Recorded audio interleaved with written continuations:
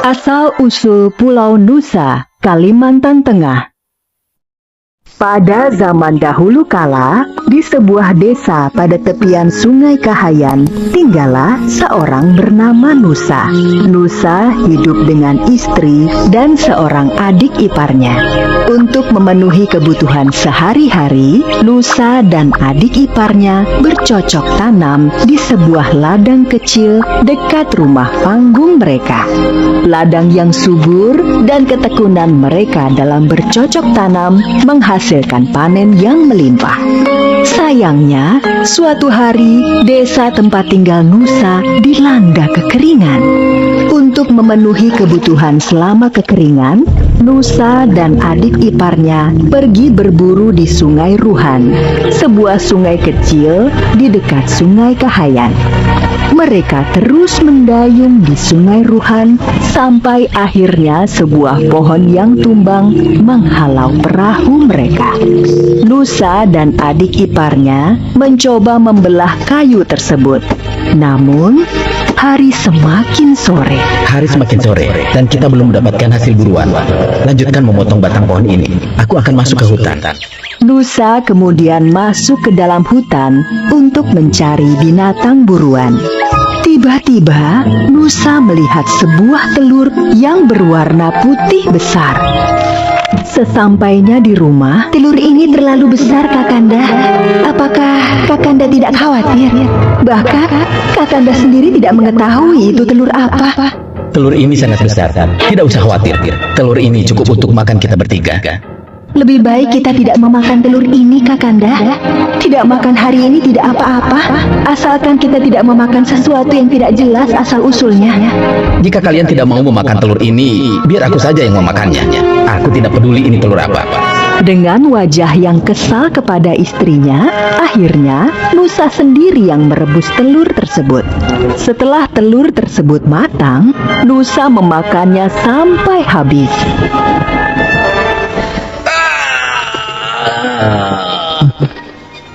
Nusa terlihat panik. Seluruh tubuhnya muncul bercak-bercak merah. Rasanya sakit dan gatal. Istri dan adik ipar Nusa datang membantu menggaruk tubuh Nusa. Bukannya menjadi sembuh, bercak-bercak merah di tubuh Nusa berubah menjadi sisik. Nusa pun akhirnya menyesal telah mengabaikan peringatan istrinya agar tidak memakan telur tersebut. Namun, semuanya telah terlambat. Adik ipar Nusa pun datang bersama warga. Mereka terkejut melihat tubuh Nusa telah dipenuhi sisik dari dada sampai kaki. Karena tubuhnya yang semakin membesar, Nusa kemudian dibawa ke halaman. Tubuhku panas sekali. Tolong masukkan aku ke dalam sungai. Adik ipar dan para warga desa membantu mendorong tubuh Nusa masuk ke dalam Sungai Kahayan yang sedang mengering. Istri Nusa hanya memandanginya dengan tatapan sedih. Ketika masuk ke dalam Sungai Kahayan, tubuh Nusa kemudian benar-benar menjadi naga yang sangat besar. Setelah bersusah payah dibantu warga masuk ke dalam sungai, Nusa kemudian berpesan kepada istrinya. Adinda, nanti malam akan turun hujan lebat disertai badai. Lebih baik kamu, adikmu, dan para warga segera mengungsi. Tinggalkanlah Kakanda di sini. Sudah menjadi garis nasib kita harus segera berpisah. Maafkanlah Kakanda selama ini. Nusa yang telah sepenuhnya menjadi naga itu hanya bisa menangis melihat kepergian orang-orang yang disayanginya. Pada malam harinya, seperti yang dikatakan Nusa, terjadi hujan badai. Luapan air yang besar membuat tubuh Nusa terbawa arus. Tubuh Nusa yang terbawa banjir Sungai Kahayan akhirnya terdampar di dekat muara. Nusa hanya berdiam diri sambil melingkar tubuhnya di muara Sungai Kahayan.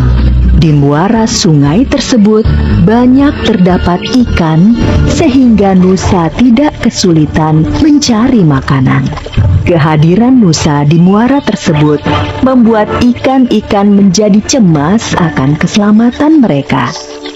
Suatu hari, ikan jelawat dan ikan saluang terlibat pembicaraan untuk menyelamatkan umat ikan di muara Sungai Kahayan. Aku punya ide bagus. Kalian ikut saja ideku. Bagaimana caranya kita mengusir naga Nusa dari sini? Kalian harus tenang. Tunggu saja perintahku. Yang penting, kalian semua siap membantuku. Tuan Nusa, aku tadi bertemu seekor naga jahat yang besarnya sama denganmu. Naga jahat itu tahu engkau tinggal di sini. Dia memintaku untuk menyampaikan tantangan berkelahi kepadamu. Berani sekali dia menantangku. Aku tunggu dia besok di sini.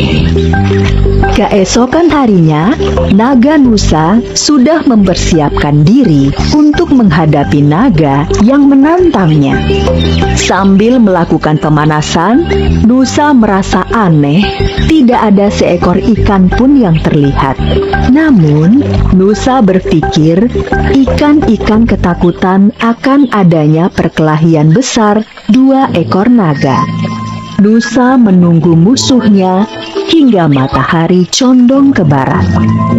Namun, musuh yang ditunggu tidak kunjung datang. Nusa pun mengantuk dan tertidur.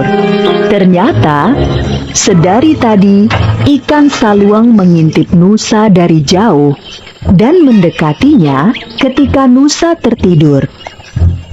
Tuan Nusa, bangun, musuhmu datang.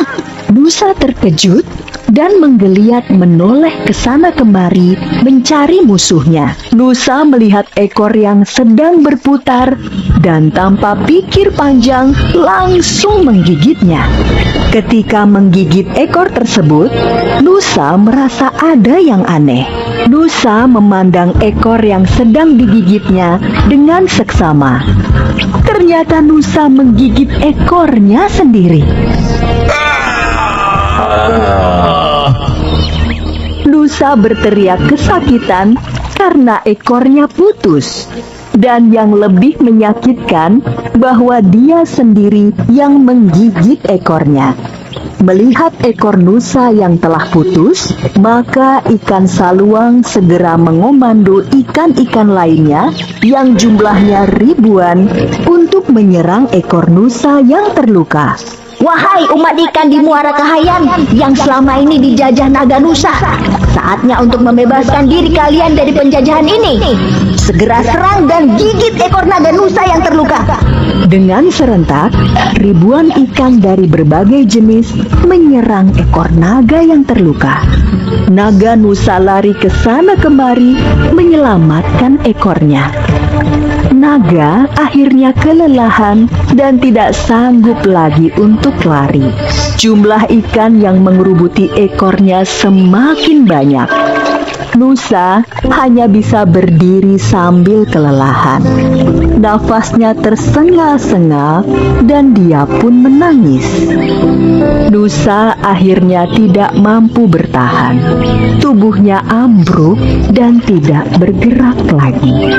Naga Nusa yang perkasa itu akhirnya mati. Ikan-ikan terus memakan tubuh Nusa hingga hanya menyisakan tulang-tulangnya. Kerangka naga Nusa itu akhirnya ditumbuhi berbagai tanaman, dari semak belukar hingga pepohonan. Akhirnya, lama-kelamaan kerangka Nusa menjadi sebuah pulau. Pulau tersebut kemudian dikenal dengan nama Pulau Nusa. Letaknya di aliran Sungai Kahayan, Kabupaten Pulang Pisau, Kalimantan Tengah.